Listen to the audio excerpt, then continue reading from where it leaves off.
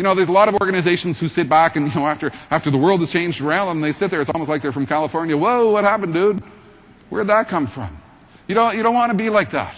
You want to be the type of organization who has a good understanding of where we're going before we get there. And then I meet a whole bunch of organizations who are like the frogs in the road in Texas, and they're not thinking about the future, and they're not preparing for this new world, and they're becoming less competitive every single minute of every single day.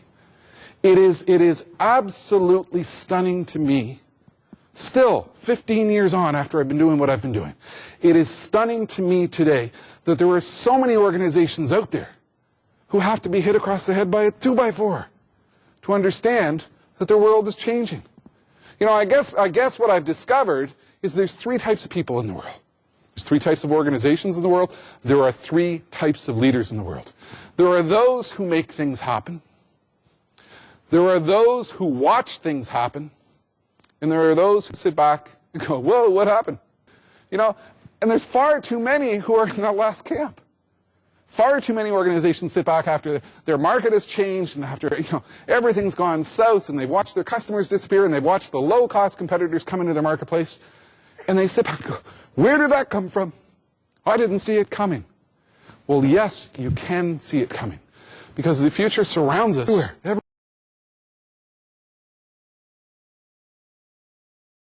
Society is in the midst of a period of time of rapid change.